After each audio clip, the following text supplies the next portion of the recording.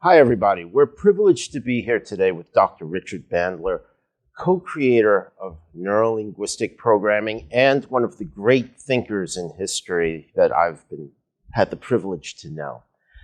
Richard, thanks so much for being here with us. Good morning, James. Good to see you again. You're looking spiffy. Well, thank you so much. I learned a few things from training with you. So, my question today is, we're facing a lot of very rapid changes, and it just seems to be going faster and faster. And you've been through quite a number of things and thrived. Is there a mindset or attitude that people can adapt in order to be able to go through these changes successfully? Yeah. In the decades, a lot of decades I've been alive, it seems like one of the first things I noticed when I was young was there was a guy with a sandwich board on the side of the street that said, "The end is coming soon." And the prophets of doom are everywhere.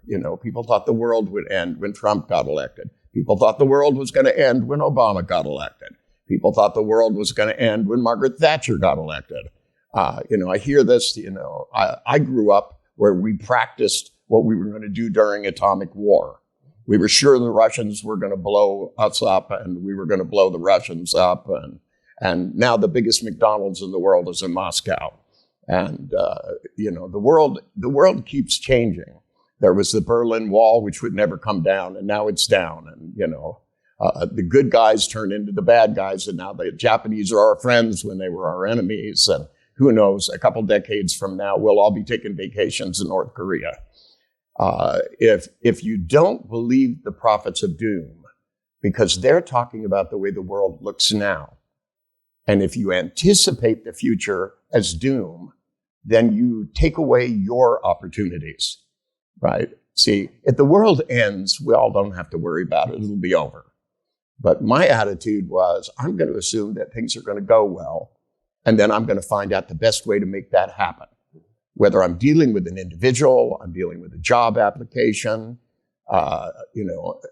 They told me in the beginning when I was writing my first book, no one would listen to me. Publisher after publisher after publisher turned down my first book.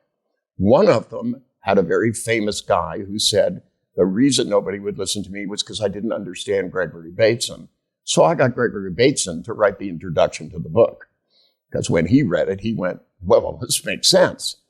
And you see, if your attitude, if you listen to things like, oh, this is the worst, oh, this is going to happen, we don't know for sure what's going to happen. So the question is, how much influence can we make on the world in which we live? I cannot control nuclear warfare, right? I mean, they had me hiding under my desk once a week practicing what I was going to do when an atomic bomb went off. Right? Had I believed the atomic bomb was going to go off, I would never have planned to have a future at all. I mean, if you don't let your attitude say, well, if they're wrong, how good could it get? See, I don't ask what's the worst that can happen because I don't want to know. Right? If it's going to happen, I'll figure out what's the best way to deal with it. And to me, I'm always going, what's the best I can get out of the opportunity that's here? And then trying to look over the edge and see if there's something better. And when you look at that, every client I got had been given up on by everybody. That's part of the reason they let me see them. And they went, well, nobody can help this person, so therefore you probably won't be able to do anything. So they'd bring it in, they go, give it your best shot, right? Well, I tried something that they didn't try. And, because I figured everything in the file was the stuff that didn't work. So if I really listened to the client and I thought, what's the best that could happen and how quick could it happen? They were believing that therapy was slow and painful and took years, that education is slow and painful and takes years, that acquiring skill is slow and painful and takes years, and that computers would always be in big buildings. I mean, that nobody imagined, when floppy disks were this big, that we would have computers in our pockets that would be telephones and calculators and everything else, except for a few people. People said, well, if you can make it this small, how small could we make it? Right? When we decided, when our president at the time, President Kennedy, decided 50 years ago He said, we're going to go to the moon by the end of the decade. It was completely impossible to do that. They got 400 engineers. They didn't pick the engineers that went, this is impossible, it just can't be done.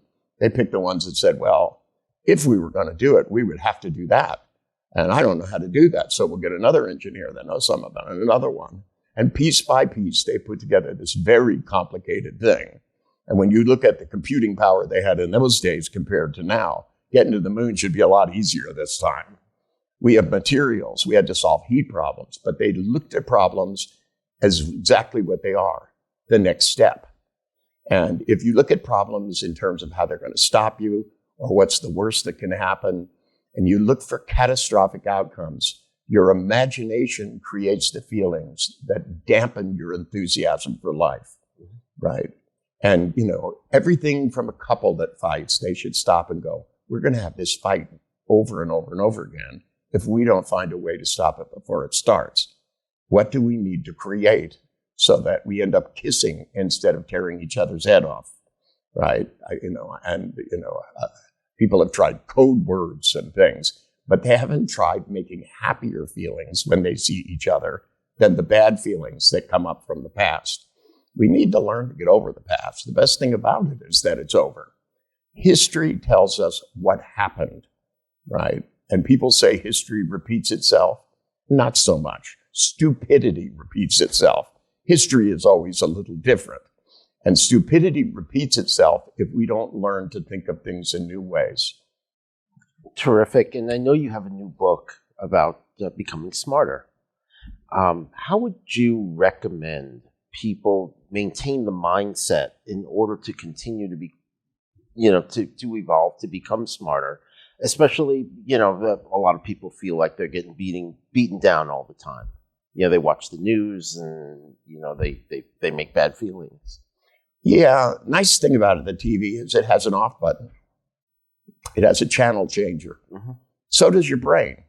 If you watch something on news and you keep thinking about it, it makes you feel bad. The first thing to do is to take the feelings which are spinning this way or spinning this way, spin them in the opposite direction, and then think, well, what would be a better thought to have that would get me to get something done? Because, you could sit there and fret about stuff going on in some foreign country, or, people are up in arms, about, every time you turn on the TV, it's all Trump, Trump, Trump, Trump, Trump, Trump, Trump, hate Trump, love Trump, hate Trump, right? And all of this is just sucking up the energy. When this book came out, the first thing I was thinking is I got to send one to every member of Congress, right? With a thing in there, please go back and do your job. Your job is not to whine. Your job is to create legislation to solve problems. Here is a list of the problems that need to be solved. We need new infrastructure in this country, our roads and bridges and airports. I know I fly all the time. You go in these airports and some of them look like they should be condemned, for heaven's sakes. They look like tenements, and it's ridiculous in a country this wealthy to not have the best infrastructure. I went to Japan and got on a train. When you go from one hotel to another in Japan, your luggage miraculously appears in the other hotel. You don't take it with you. You just go to the train. It bullets across the country, and your luggage appears. Some countries have better internet than we do, right? And this is because this isn't the fault of technology. This is the fault of the people in charge worrying about things that's really none of their business, right? And and they go, well, I have the responsibility for oversight to run all these committees and blah blah blah blah. But your first responsibility is to protect this country and to serve your constituency by doing your job. These people get elected, they get paid a lot of money, they should do their job, which is to get together, work out a deal. They're not supposed to just scream at each other. They're supposed to find the compromise by which we can get the best improvements in infrastructure, the best changes. They've been arguing about immigration almost my entire life. Can't we once sit down and just come up with a compromise? And then if a couple of years later there are flaws in it, we change it. And, this is what we do as scientists all the time. I mean, even in NLP, I would do things a certain way, and I go, it's not getting this, this, and this. So we improve it, We modify it, we negotiate, we come up with a better way of doing things. And as a general rule in life, when you hear the prophets of doom everywhere whining at the top of their lungs, you should say, I'm not going to be one of them. I'm a prophet of the future, because I guarantee you, miracles upon miracles are coming. None of us would ever expect that Germany would be back to be one country, that the EU would exist, right? Nobody would have ever believed that that starvation massively that was in China would disappear and that we would end up owing the Chinese money. I mean, it's just ridiculous. The world flops over, and in not in a long period of time. This is in my lifetime. In my lifetime, they went from saying it's impossible to flying to the moon and back to going there repeatedly. The last flight to the moon was 50 years ago, but like Arnold Schwarzenegger said, we'll be back. And we have sent probes all the way through the solar system and out of this galaxy. We've got to find a way to travel faster than the speed of light, or we're never going to get really anywhere. And the more we concentrate on sending probes and getting off the planet and building engines in zero gravity, the more we're going to start building magnetic propulsion engines. I mean, there's worlds upon possibility. Even light travels faster than light, right? When you create two photons and they go in opposite directions, if you turn one, the other turns. Lots of stuff goes faster than the speed of light. And in the universe, just because we can't see something doesn't mean it ain't there. There may be holes all over the place. There was a movie called Time Bandits where you could go and slip through time and space. Those things may exist. Science fiction is more likely to become true, and science is more likely to become untrue as the future comes. When you keep that in mind, then you never really get stuck. Terrific. Well, thank you, Richard. I very much appreciate you taking the time to speak with us. We've been here with Dr. Richard Bandler, one of the finest thinkers in history, and I would recommend anyone train with Richard or with one of the people who have been trained by Richard in order to think better and to make your future much brighter. Thank you. Think on purpose. Thank you, Richard. You bet, James.